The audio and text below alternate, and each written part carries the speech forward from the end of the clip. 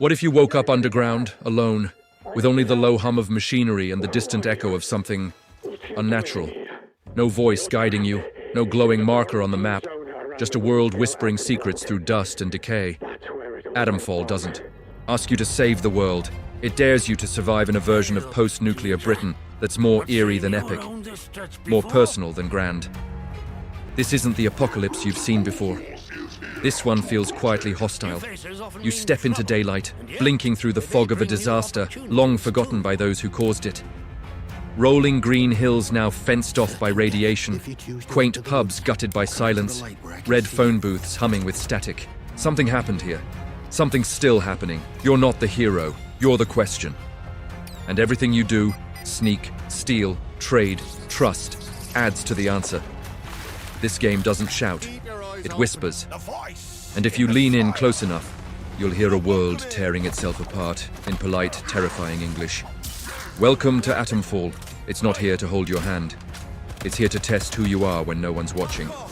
Would you walk deeper into the mist? Imagine a version of the British countryside that feels both familiar and alien.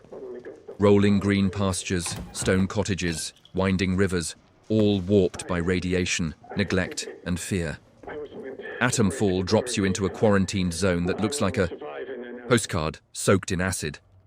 It's not London burning or mega cities in ruins. No, this is tea kettles on cracked stovetops, abandoned farmhouses with children's drawings still taped to the fridge, and rusted red phone booths buzzing like they're haunted. It's small, intimate devastation, and it's deeply unsettling. Set in the aftermath of a fictional nuclear accident inspired by real-world Cold War paranoia, the game paints a world frozen in quiet collapse. You're not given much. No big exposition dump. No epic cinematic opening, just vague rumors, some cold stares, and a heavy silence that never quite lifts. That's what makes the setting hit harder. It feels lived in, then left behind. The zone is walled off, but not forgotten. Cults roam the woodlands. Soldiers with orders they barely understand patrol empty roads. Locals cling to scraps of normalcy, bartering for supplies like it's the new currency of trust. It's Britain, but broken. Cozy turned uncanny, nostalgia rotting in real time.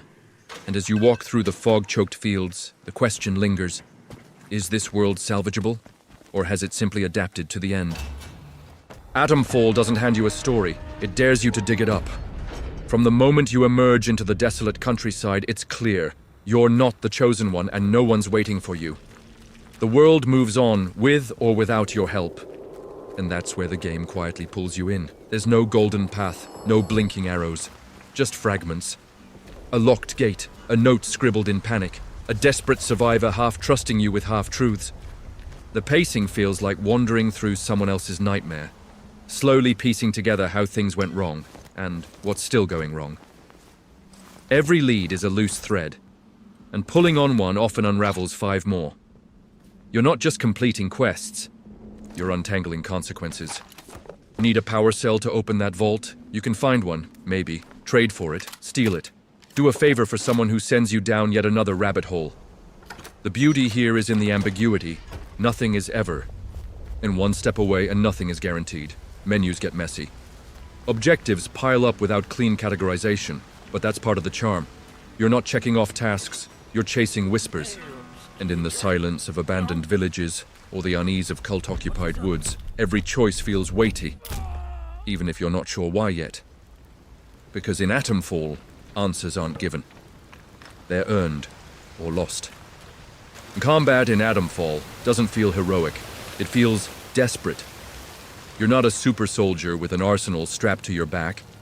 You're scraping together bullets like they're gold, and sometimes your only weapon is a rusty cricket bat that swings like it's wrapped in lead. Gunplay is functional, even occasionally satisfying with well-placed headshots, but don't expect precision-engineered firefights. This isn't Call of Duty. It's more like Fallout on a bad day, and that's by design. You'll sneak past bandits with twitchy fingers and military patrols who bark warnings before opening fire. Stealth here is stripped down, crouch, hide in bushes, avoid eye contact. No cloaking systems, no gadgets, just patience and positioning.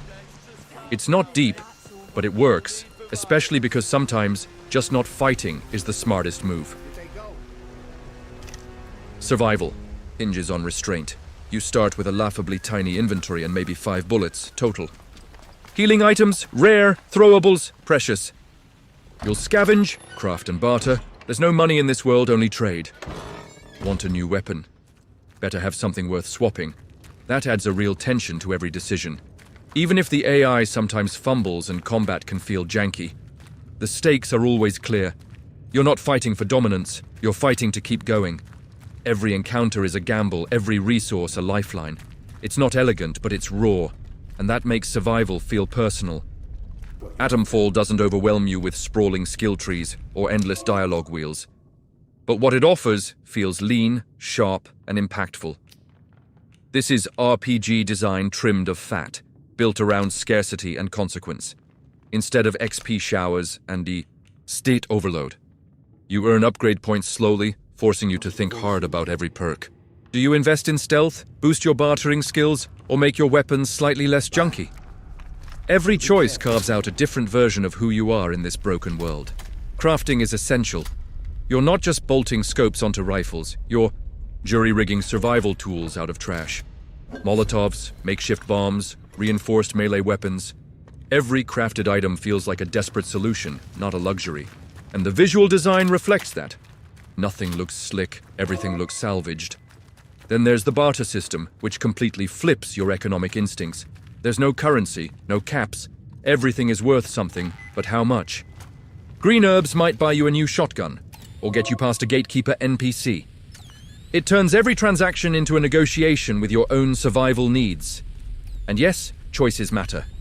You can lie, betray, even kill key characters, and the game keeps rolling. You might lock yourself out of a storyline, or open a new one entirely. There's a faction feel without the neon signs, just subtle shifts in allegiance and tension driven by your actions. In Atomfall, role-playing isn't about building the strongest loadout. It's about how far you're willing to bend your morals when the world stops caring. Exploring Atomfall feels like wandering through the aftermath of a dream gone sour. The world isn't massive, but it's dense, layered, and oddly intimate, built more for immersion than spectacle. Each region is a semi-open zone, stitched together by tension and hidden routes, separated by old-school loading screens. There's no fast travel. Instead, the game challenges you to learn the land, to mentally map every shortcut, back alley, and twisted farm road like a local with nowhere left to run. That design decision adds weight. A trek back to an old village isn't just filler. It's another chance to discover a cave you missed, an ambush waiting in the woods, or a hidden stash tucked behind a crumbling shed. Environmental storytelling is everywhere. Burnt-out homes, frozen mid-evacuation, cryptic graffiti, skeletons in places that make you wonder why they died there. Visually, Atomfall has moments of haunting beauty. Fog rolls over rolling hills, barbed. Wire fences snake through flower fields. It's both picturesque and poisonous, like staring at an oil painting smeared with ash. The English flavor seeps through, too. Pub signs, quaint stone bridges, even the slang in notes you find feels unmistakably British, grounding the sci-fi horror in something oddly relatable. But it's not all polished. Some interiors are barren. Some areas feel empty or rushed. Still, when it clicks, when you stumble into something unexpected, the world feels alive, decaying and begging to be understood. Atomfall isn't trying to win Game of the Year. It's not here to dazzle with ray tracing or drown you in side quests. Instead, it does something riskier. It asks you to sit in discomfort, to get lost, to not always know what you're doing, or if what you're doing even matters. And somehow that's what makes it so compelling. Yes, it's flawed. Combat can be stiff, stealth is underbaked, and parts of the world feel unfinished. But for every moment of jank, there's a glimmer of something raw and human, a beautifully written note tucked behind a corpse. A moment of tension when you're down to your last bullet. A choice you make in silence that changes everything. This is a game with a distinct voice, and it's not trying to sound like anyone else. It's Fallout without the power fantasy.